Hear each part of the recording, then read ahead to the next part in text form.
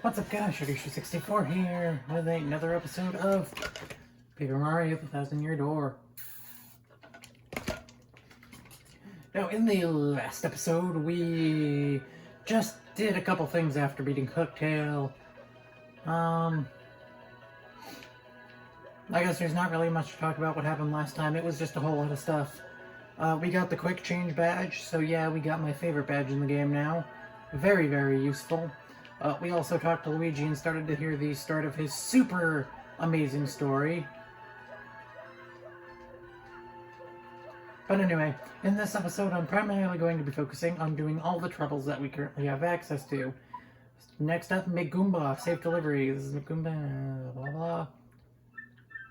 Yep. So I think I've already mentioned this, but the one big thing I really don't enjoy with troubles is got so many of them. Well, firstly, you can't even, like, what's the word I'm looking for? Oh yeah, you can only fucking take one at a time. I'm not going to be focusing on reading too much of the text of these, because there are going to be quite a lot to do here, and reading the text would just take up all the time we have, and I might have had to stretch this out into 2 episodes, which I really don't want to do, because I already have something planned for the next episode. Yes, we'll be doing another episode before we even... Why am I here? I forgot kind of the second part of doing this trouble. I gotta deliver it to this guy.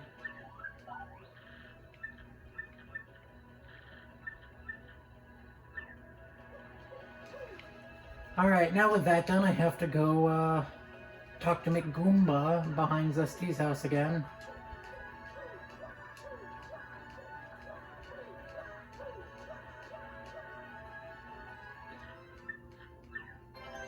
And yeah, we get 20 coins for that. Of course, getting 20 coins here and there doesn't seem like a lot, but this will really kind of build up what we need. Which is very useful because I'm going to be buying a couple badges. More than a couple. I'm thinking I'll probably try and go for what's the essential equivalent of maybe 100%. I don't really know where all the star pieces are, but... Oh yeah, this guy is right outside of the Trouble Center. I think I remember the prices. Fire Flowers are 10 coins each. Sleepy Sheep, 8 coins, I believe. Tasty Tongue, those are only 3. And this guy also gives us 20 coins. Yeah, that was a pretty easy trouble. Normally they're expecting me to go look at the prices in the shop, but I don't want to do that. Goomther, hey, my name is Goomther. Please find that. Him. So a lot of these early ones will be strictly in Rogueport, though some of the other quests, unfortunately, because we don't actually get the ability to do the quests during the prologue. I've never checked after the blooper fight. Maybe you can do them after the blooper fight. There you are. No, it's not you. Hold on, let me go ahead and grab this real quick. There you are. Anyway, this guy wants us to go find the guy who pulled off credit card fraud on him. The guy who pulled off credit card fraud is a bandit, and he's right here. So now he's gonna make a run for it. And I'm gonna make a run for him.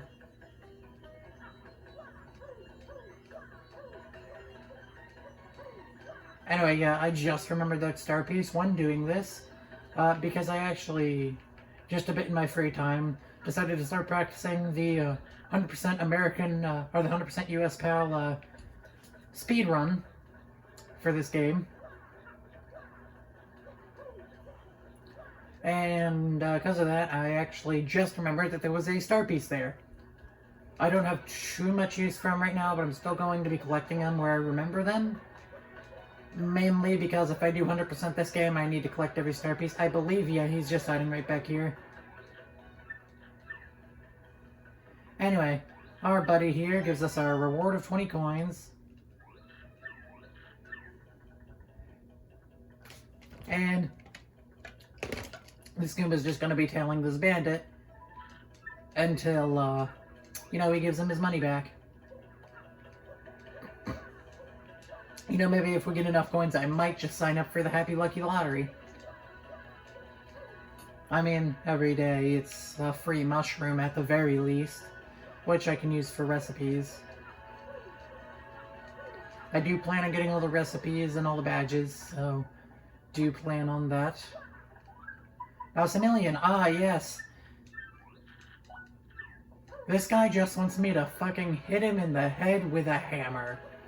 I don't think that's the best way to remember stuff, but, I guess you do you. If mild concussions help re-jog your memory, I guess that's,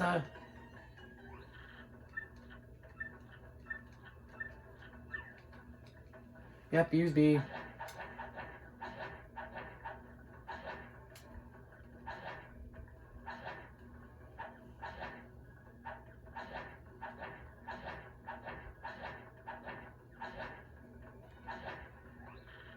That's it, I remember now, yep, blah blah blah. Oh yeah, and he just tells us that we can buy Sleepy Sheep here in Rogueport and sell them in Petalburg for a profit. And he says, yeah, that's your reward. And if I really wanted to, I could just max out my coins by doing that. But that's really boring, and I think I could only make like 3 coins at a time from it. Bomberto.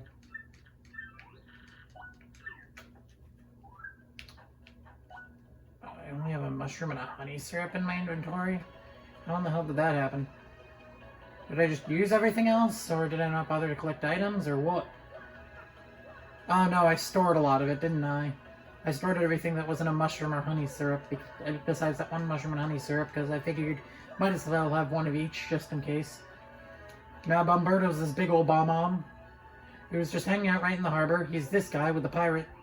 Oh, no, he's not this guy. That guy's a different guy. It's this guy. This is Bomberto, the other pirate bomb. Gonna go ahead and just give him my mushroom here. And give us exactly 11 coins, because why not? Not 20 coins like everyone else. No, just 11. What time am I at? 8 minutes, basically. Right, well, most of this episode is just getting to watch me do troubles. Luckily, each one is generally short enough that I can just kind of make each commentating on each individual trouble, talking about it. Except for a couple of them. Alright, Kupu, here we go. So these last 3 are actually part of, these last 3 are basically just part of, what am I trying to say? Oh, yes, they're part of the Chapter 1 area. So this first one is from Kupuk, who says, try and find me. So what we're going to do here...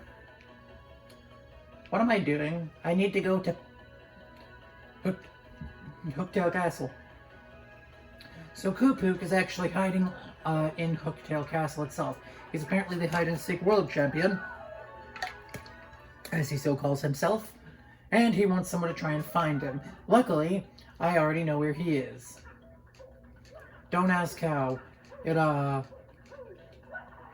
totally wasn't a Game Shark. Trust me, a Game Shark wouldn't just tell me where he is. Actually, it might, but I don't own a Game Shark. Nor do I plan to own a Game Shark. This is really the only one I was talking about that was like... This is the only one where it's just like too long to really have a ton of commentary. So I'll just talk about something else. I don't know what the fuck to talk about. I guess how's y'all's days been? Darn it. I was hoping I could make the jump. Damn. Well, whatever. I'll just go around.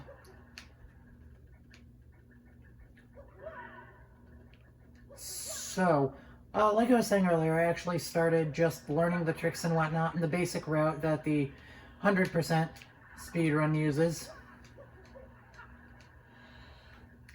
I'm gonna be avoiding the enemies in here the best I can.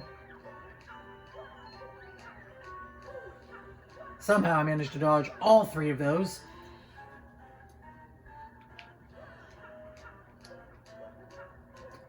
You know, you guys should know at this point, dodging enemies isn't exactly something I normally do. But these enemies aren't going to give me anything. So it's like, why even... damn it. I'll still battle him if I run into him, I just don't want to. Fuck it. I don't feel like really battling. Anyway, yeah, Koops, as you can see, because he's upgraded, he'll do 2 damage to each of these guys. And they still give 2 EXP each, surprisingly. I'm still not going to fight him because he's from a previous chapter's area, and I really don't feel like it. So anyway, with that speedrun route, I've actually only gotten through the first chapter. I'm up to basically the chapter 2 area. Damn it. Come back down. I've basically just gotten to the point of finishing the prologue and chapter 1 area. And some of the tricks in the speedrun for the 100% route as well as the 80% route are really fucking difficult, man. I'll tell ya, like...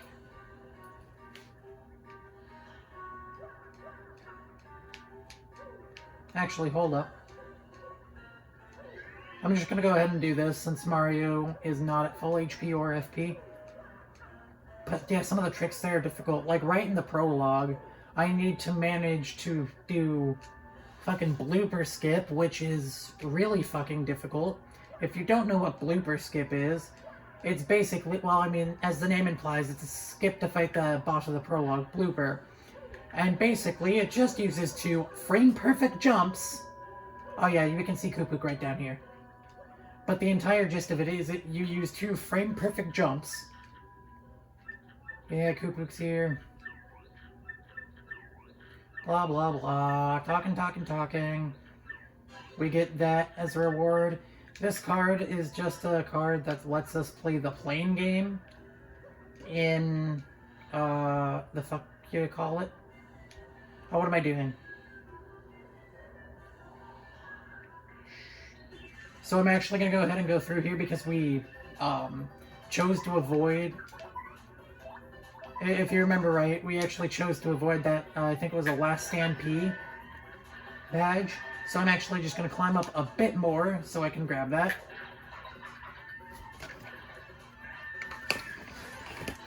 Kind of multitasking here.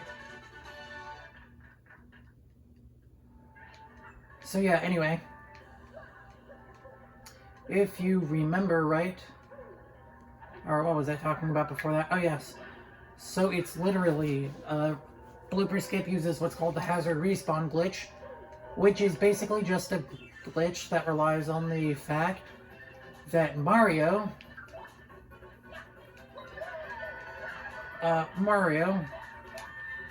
does not... Oh, Mario's position on the field is not designated, really?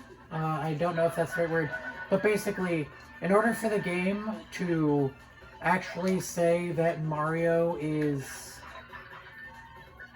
What are the words I'm looking for? God damn, why can't I speak? Basically just, the game, in order to update Mario's position in a room, requires Mario to be on the ground for 2 frames. So by doing frame-perfect jumps, you are then only on the ground for 1 frame, and therefore, you don't really have to... Or therefore, when the game tries to load you back after ending up in a hazard, like water or anything like that, really. But yeah, when you end up in water, for example, the game decides, hey, I'm gonna reload you. I'm gonna reload you in the room based on your previous position. So basically, the game can't update Mario's position because you have not been on the ground for 2 frames, and as such, when the game tries to set you back onto some form of proper position after falling in a hazard, the game doesn't really know where to send you. So the game just kind of sticks you into the center point of the room, which, in the case for Blooper Skip, is literally right next to the pipe to Rogueport. And even though the pipe, or not the pipe to Rogueport, the pipe to Petalburg, and even though it's technically not there yet, for some reason, even though it's not there yet, the pipe to Petalburg still works, even when it's not actually activated yet, which is interesting enough. But anyway, on to something that's actually interesting.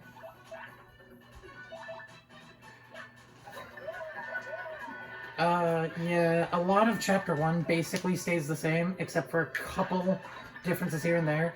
So actually, if you remember back when I was playing through Hooktail's Castle, I actually tried jumping down from an upper bridge down and trying to get the key. And mainly that was because we need to grab that star piece anyway, might as well, you know, grab that key while we're at it. And when we grab the key, or we grab the star piece on the upper layer, and then you just kind of drop down. And I remember the first time I was ever trying that through, because I've tried that specific trick before. I really just remember the first time I was trying to do it, I was having so much trouble with it.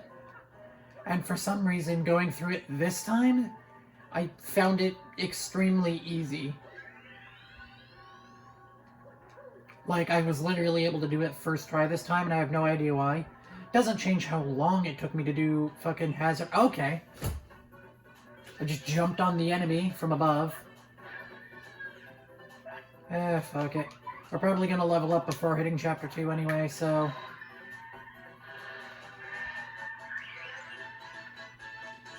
Yeah, 93 star points, woo.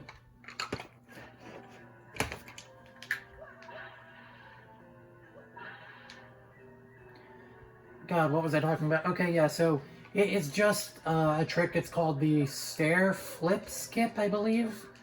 And basically it just skips that animation of you having to hit the switch to flip the staircase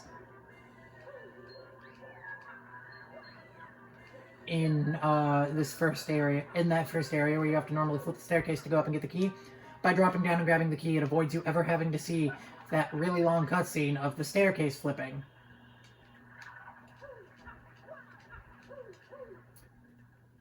Anyway, that aside, yep, we're only 18 minutes in the video and we're nearly done with the troubles. So, yeah. Now we just have to head back to Rogueport, and this is the only thing I don't like about doing these Chapter 1 troubles right after Chapter 1. I remember normally when or originally when I was playing, I would wait till Chapter... Damn it. I would wait till Chapter 3 to do it, and that's because after... God damn it!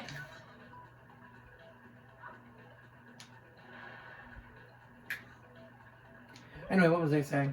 Yes, I would normally wait till Chapter 3 to do them, and that's because during Chapter 3, not only do you get the Super Hammer, which allows you to just straight up open a warp pipe quick to Petalburg, it also gives you Yoshi, who just allows you to travel on the ground fast. And that's really it with that. That's the only reason I used to wait till Chapter 3, but I figured I don't want to have that many things to do immediately after Chapter 3, so I'll just take the bit of extra length right now and just do them now, so that I can have troubles after each chapter that you guys can watch through. Mayor Kroop, listen to me. Will someone please come talk to me, please? I'm waiting at... Yep. So, Mayor Kroop here, his trouble is that he just wants someone to talk to. No, I am not going to read his dialogue, because I think the game just starts super speeding through it at some point when Mario stops listening and goes to sleep. But anyway, Kroop just requires us to go back to Petalburg. Now we gotta go back to Petalburg. Watch out, kids. I think Michael Jackson lives there. But yeah. This one's just having us head over to Petalburg, talk to Mayor Croup, have him ramble on some story about his wife and kids nowadays, and, or sorry, his missus, who's probably dead, I think, and also some story about kids nowadays.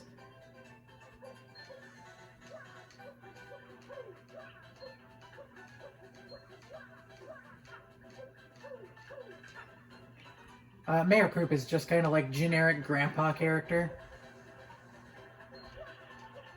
Just because of how he talks, like talking about the missus, or when he thinks you're robbing him, he just wants you to leave the pictures of him and the missus. And then he literally talks during the dialogue here that I'm going to basically super speed through. He just talks part of it about kids nowadays, and he goes super, you know, completely off of what he was actually talking about before. But anyway, blah blah blah. Yeah, he's talking something about kids nowadays and the missus, and then more about kids nowadays, and he says he was going to give us some tea, and he forgot to put on the water. So our reward for that was a turtle leaf. Very, very exciting reward. So that only actually leaves one treble left, and I honestly don't remember what it is, but it's something.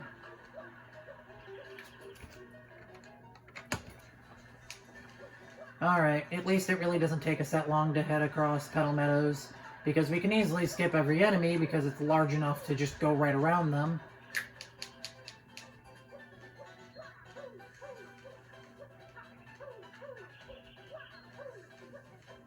Damn it. I say, as I run into this fucking Goomba.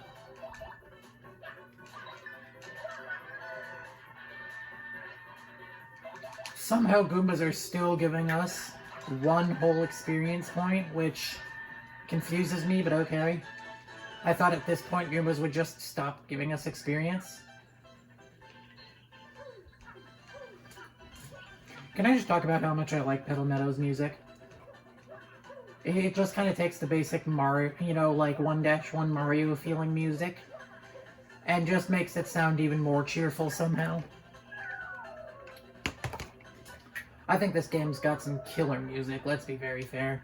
That's something the first 3 Paper Marios had, was just some absolute killer music. Did I really just fall right into the water? I really did. I really did just fall directly into the water. Ugh, anyway, we're gonna act like you didn't see me fuck up horribly.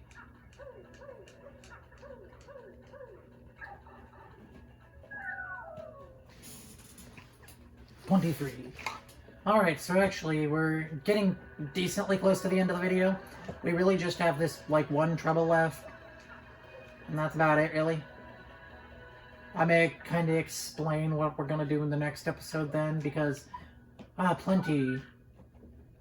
Oh, Scott, please come. Right. So... basically, what we're kind of dealing with here, this last one, I believe we need to get him a bunch of courage shells, if I'm not mistaken. Which, you know, means another trip back to Petalburg. We're gonna visit Shopkeeper Jackson. He's gonna go hee-hee, then realize we're not children. Yeah, five courage shells, that's right. I didn't remember how many courage shells it was, so I figured might as well talk to this guy, because I can't fucking remember.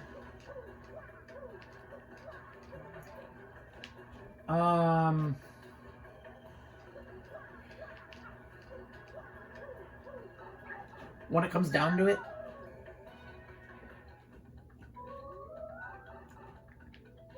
I can't even fucking remember what I was talking about before I talked about fucking courage shells and made a joke about Petalburg.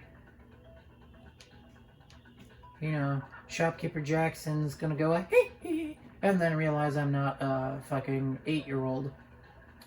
You guys like Petalburg, right? It's the home of Michael Jackson, that Catholic priest, and my uncle.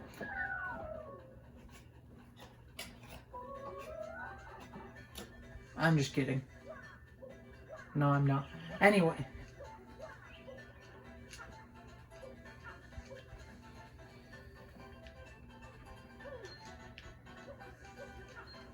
Yeah, so this last trouble, this will be our... it won't be our last trip to Petalburg, but I think it'll be our last long trip to Petalburg. And for questioning why I keep saying Petalburg differently every single time I say Petalburg, well then, fuck you. Maybe you should start saying Petalburg differently every single fucking time. Where am I going? I need to buy 5 courage shells. Exactly 5, no more, no less. How many shop points do I have? 3. 1. 2. 3. 4. 5. I don't really use courage shells or Mr. Softeners too often in this game, because boosting my own defense and dropping enemies isn't really something I do all that often. Normally I just, if there are any of the stat boosting items I use, it's the power punch, or power up punch, which buffs the attack of whoever you used it on. And you get like 2 turns of like +2 attack, I think it is. It's either 2 turns of +1 or +2 attack. It's really good. And we actually just straight up get one for free in Chapter 2, and we will be using it on that boss. But anyway, this is our last long trip to Petalburg. Motherfucker. I will learn. No guarantee it'll be anytime soon, but I will learn at some point in time. How many FP do I have? Only 15. Wait, that's 2 FP upgrades. I have 2 BP and 2 FP upgrades, and my HP is still sitting at its base. Not low enough yet. I should obviously run Danger Mario strats, don't you think? Go ahead and as early as possible get my FP decreased to, or my HP decreased to 5. I'm not doing that. I don't run Danger Mario, I run Peril Yoshi. Fuck Danger Mario. Nobody cares about that shit anymore.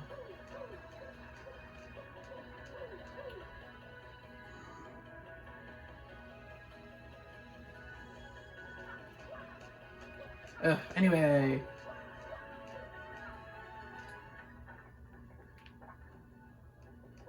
Now we just go ahead and talk to the shopkeeper here and give them all our fucking courage shells. 2, 3, 4, 5, Did I really buy an extra courage? Holy shit, I forgot they just... Oh, thanks! Here's an Ultra Shroom!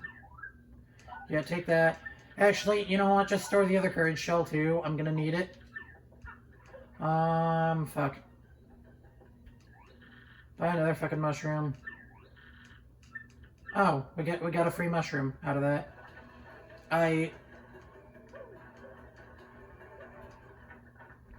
So I'm actually gonna start doing some recipes here.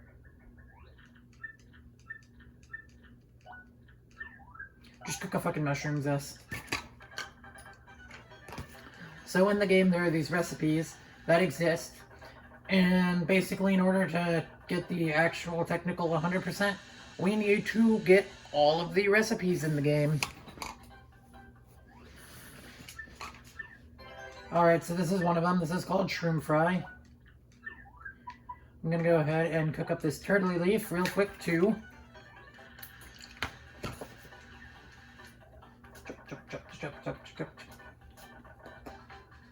See, the thing is, I'm not exactly sure what Zesty is frying to make some fucking tea at this point. Chopping? Understandable. Washing? Okay, maybe you're just filling something with water. But the fuck are you frying to make some tea? Please explain. Can somebody explain to me? Maybe a British person? How in the world does frying, or pan frying, or just cooking with fire... I mean, okay, maybe. But how in the hell does pan frying make tea? What are you chopping? It's syrup!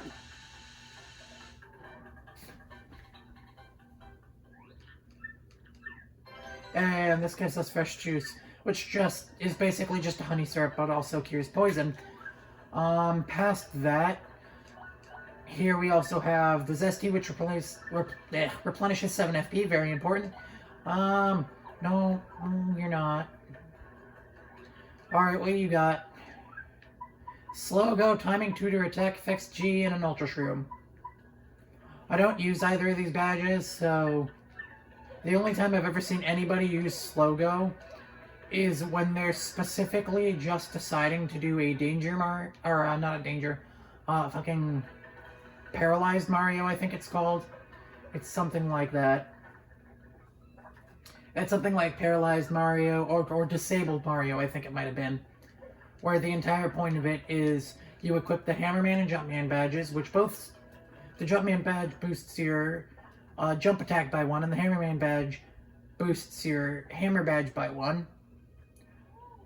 While both of them proceed to fucking, what's the term? Oh yes, they both boost your each individual's attack while also getting rid of your ability to do the other. So Jumpman and Hammerman equipped at the same time would stop you from jumping or hammering. And then I think the disabled Mario thing also equips fucking... I grabbed this already, right? Yeah, we've been over this. But I think Jumpman and Hammerman equipped together also equips... Oh yes. In fact, that's what I was talking about. They also equip the... I don't remember what the badge is called, but I think it's just double pain. And it just causes the enemies to have double attack, essentially. It really just doubles the damage you take. And then they also equip Slow Go so that you move slowly. And I don't think that you're allowed to guard or super guard in that one as Mario. Oh, yes, yes, yes. So now we can play the plane game. I think it costs 10 Piantas to play. So let's go ahead and get ourselves 10 Piantas. I'm not going to buy any other badges just yet. And that's because we'll be over what that's going to be for later. We're just going to play this once, even if we fuck it up. And that'll just kind of end off this episode. So I guess at this point I'll go ahead and talk about what we're going to do in the next episode. In the next episode, we're actually going to be doing the first 10 floors of the Pit of 100 Trials. Not because the badge is really... Not because the badge down there is anything important. But I just... prefer to have... Oh, damn, I just missed the times 2. Damn it.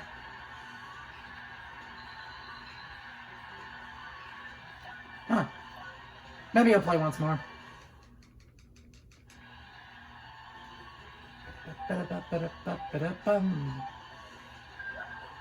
So the entire point of the plane game is to just see how far you can fly.